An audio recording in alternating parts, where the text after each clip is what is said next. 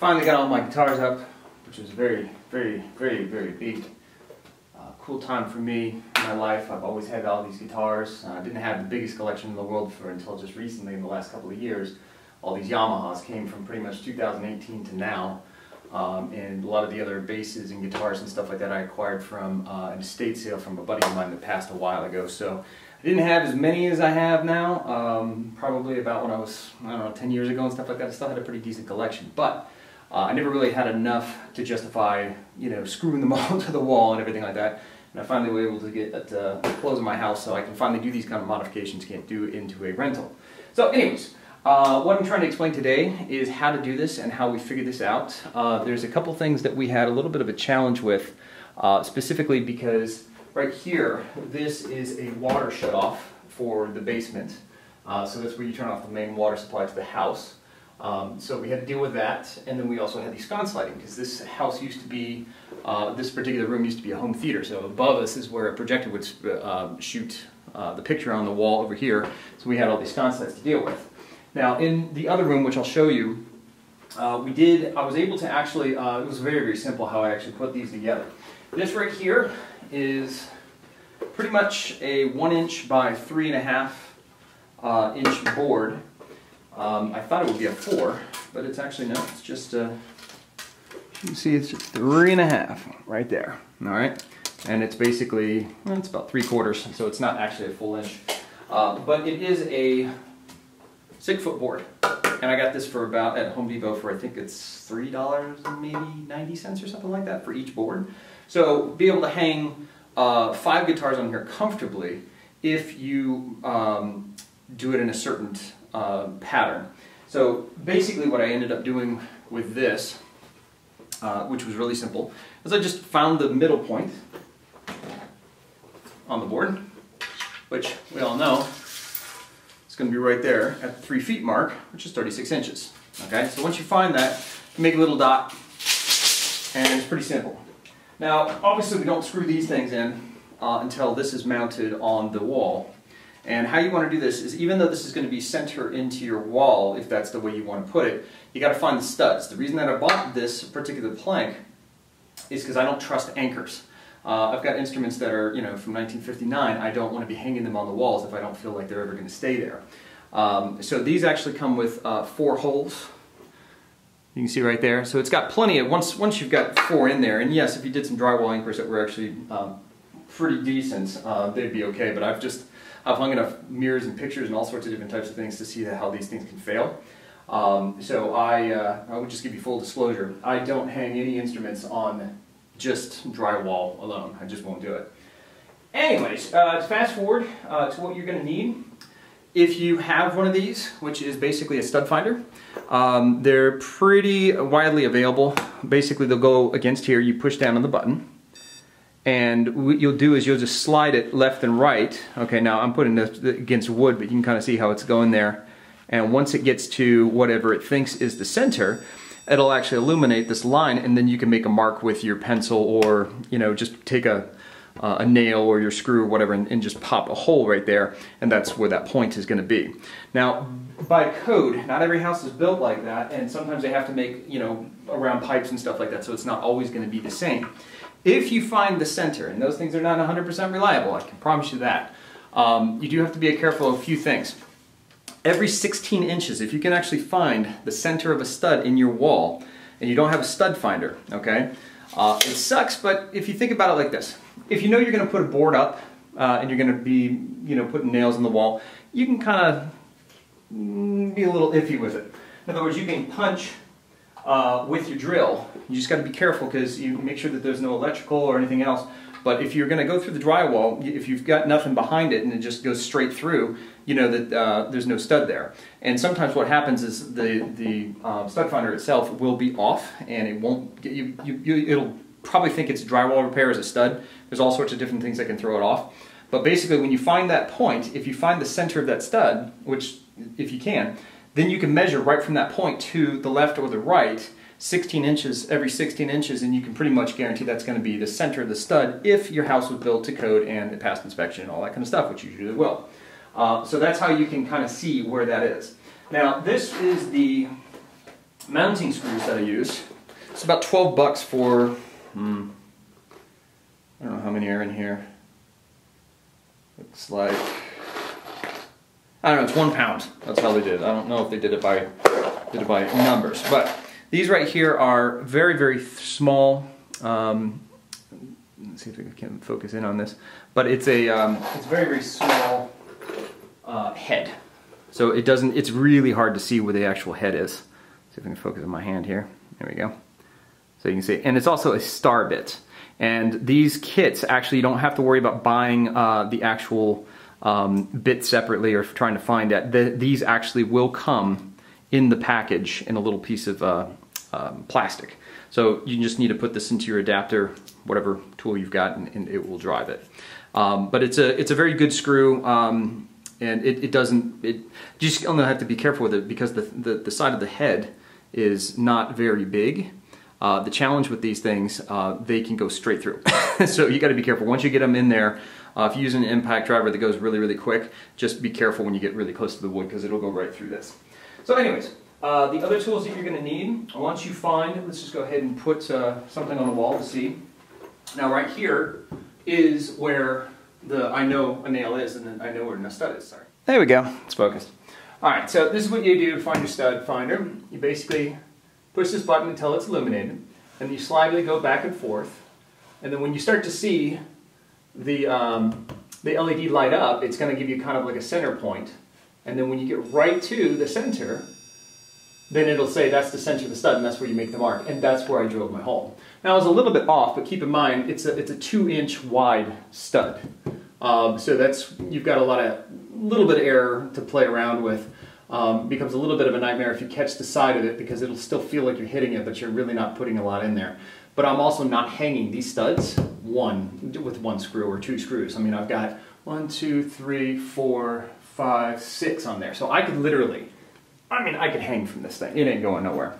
But just to give you an idea, so if you start here, there's our center of the stud. And I generally, before I actually put a hole in the wall, I run it from the other side, start it over. Because see this right here? It thinks there's a stud right there, but it's giving me a false reading. So I go a little bit further over, and now there is the same mark. So that's telling me that that stud exists. Now, if I run 16 inches from, say, zoom out a little bit, that's about from there. So here's the other one, and from here, let's go 16 inches from that spot, and there it is. So we are right there at 16 inches, so that's where that other screw is. Now let's go another 16 inches over here, and boom, there's another stud hole. So it sometimes will give you false positives, which are kind of a pain in the ass to deal with. But again, if you put up a hole right there and it didn't go in, like it went past it, just try to see if you can find a figure if you, like, because you put a mark and sometimes you put it too far to the right or too far to the left, whatever. So just remember there's about that much of a gap right between those two. So you want to try to get the center every time. So what you do, drill it in there. If it just sits in the drywall, pull it back out, move it to the left a little bit until you hit the stud, and then that's where your mark is. So you can just kind of test it there for.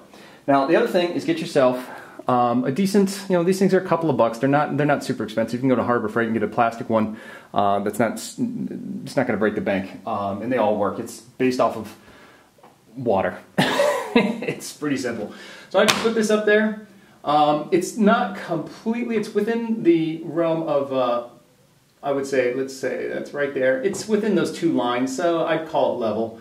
I would say that's perfectly level, but I mean it's that much off. So, and that's totally fine for me. It's as long as it's not completely cockeyed. But since these are 6 feet, if you don't get a level on there, you will have some problems. Now, the other thing to remember, do not trust what it looks like from the ceiling, because this will tell you what's level.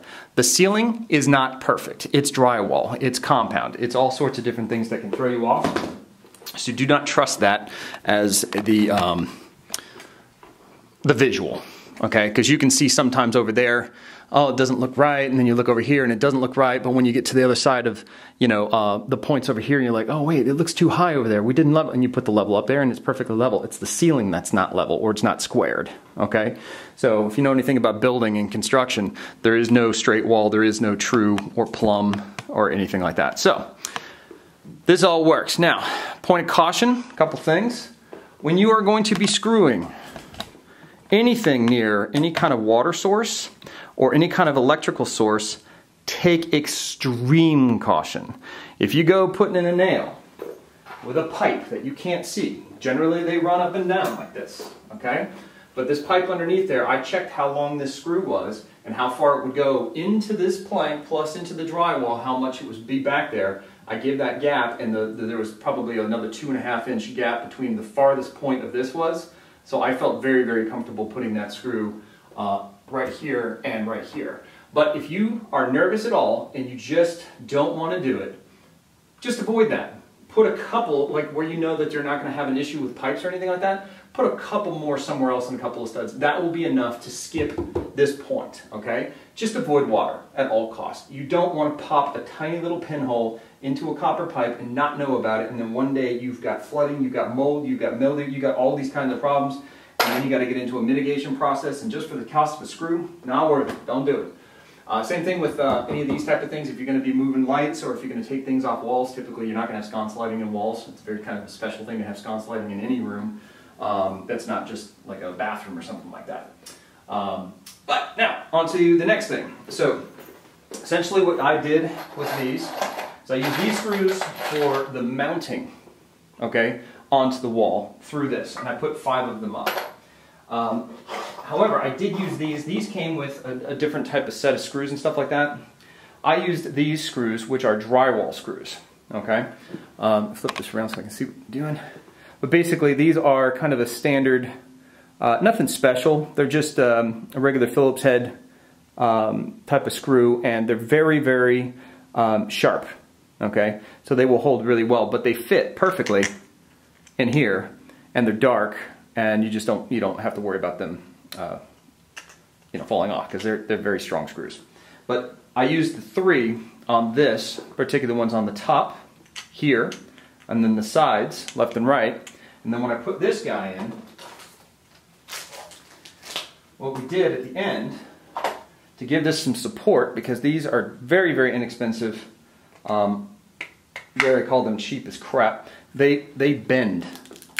And they crunch, and they do all this kind of stuff, and I'm just putting a little bit of pressure on there, but you can see that, and they bend like crazy. So what we ended up doing is my wife figured out when we were going to the store, we were going to build something, we just screwed this into the bottom, and then once it was into the wood itself, it supported the whole thing with the force of steel. So when you push down on that thing, it's not going anywhere. So every single one, give some close-ups right here, every single one of my instruments have that to support them. Now, the other thing to keep in mind, because some of your headstocks are not going to be the same as others, you see how that thing is completely twisted like that? This one's a little bit more twisted, but this one's a little bit more straight up and down. So they won't hang evenly because the headstock design is going to be a little bit different. So these support right here make a huge difference. Because I would tell you, the first 24 hours when I was working on these and I left these things on the wall, I came down and they were just bent like banana leaves. They were terrible. So I know that they would have fallen off and failed eventually, so that just was not good. So the other cool thing is that particular piece of wood that I bought, I made these speaker stands. The reason I made these speaker stands, you think, why don't I just put them on the floor? Because that room has a big, huge AC unit, and that's where flooding occurs. So if anything ever happened in this room, everything that's important, yes, for exception of the drum set, which is really just the kick drum, which I still need to fix and remedy. Everything else is pretty much off the floor, so if I got some soggy, I could fix that. I wouldn't have to worry about destroying these incredibly vintage speakers. So all this stuff is protected off of the carpet. That is another rule. So anyways, that's how you put these things up there. You can get 5 of these real easy on the board. So what I do is I pretty much just put the center one on here, and then I put the ones on the far left, and I leave it just about a ½ inch or something like that right off there. And I do the other one over here. And then I just find the dividing point between the middle and the right, and then I get the perfect center for that. It's pretty much about 17.5 inches. Let me walk you over. All right, so these guitars are pretty much a little bit, they're definitely closer than the other ones, as you can see. Okay, but these also are a little bit different hooks. I got these hooks up. I've had these at another house before I did anything else, but these right here are metal hooks, and they only have the 3 screw holes in them. So I just did that. So they were about 17.5 inches apart from each other. And then over here, kind of got a mix of those new ones and the old ones. But they work great. So that's how you can kind of get an idea of how you can put those together. Now the challenge was when I was figuring out, okay, but I want to put some guitars in between them. So the measurement that I figured out, let's take this for an example. Oh, also, make sure do not put the headstocks or the thing, give them at least about 12 inches from the center point of this, okay? So measure about 10.5 to 12 inches from the ceiling. That's the smartest play to go, because if you sit there and go like this, bam, and you keep smashing your headstock, that's how you get those chips at the top of the headstock that you see so often. So what I ended up doing was measuring the center point of how far this would go in between there, and I just got a little nervous, so I said, well, I don't want to take this thing off and keep banging the guitars as well. So what I ended up doing was, instead of doing the 4 guitars or 5 guitars in there, you still could easily fit them on there if you really had some tight space, but those are 6 foot and you got 5 guitars on there. But I went ahead and in the other room, since we were going to be putting them together, let's go back in there once again.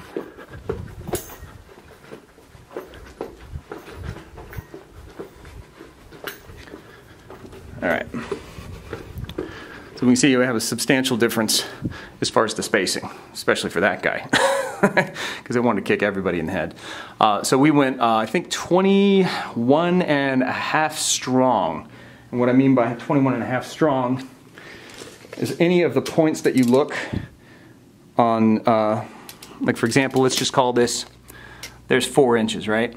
And so the first, sorry, it's not focusing. I'm just going to manually focus it here. All right, so let's just look at it closely. We'll focus here. All right, that's better.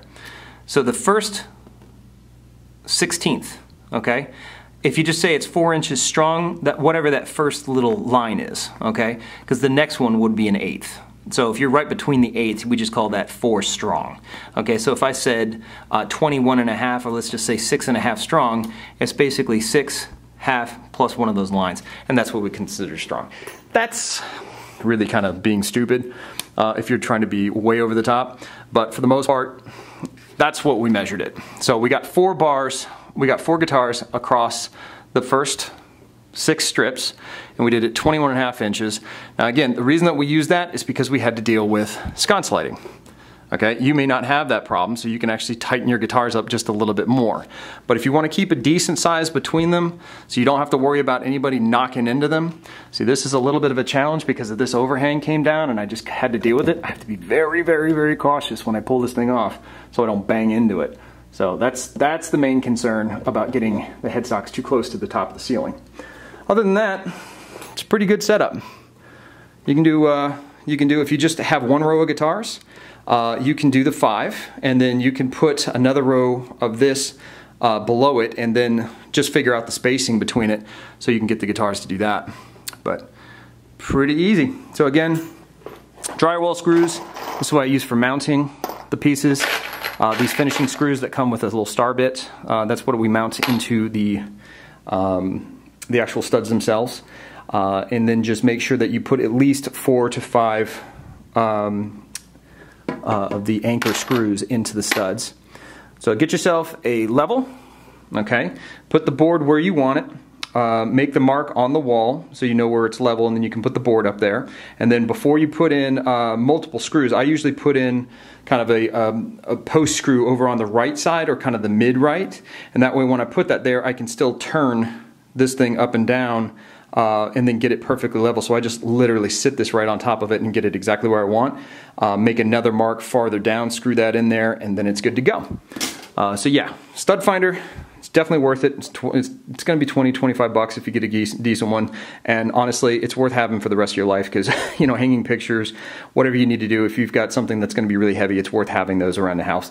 Obviously, get yourself a level if you don't have one. And then that's about it. So get yourself a decent drill. I will say this, I did an impact driver, which is a much, much stronger force than this drill.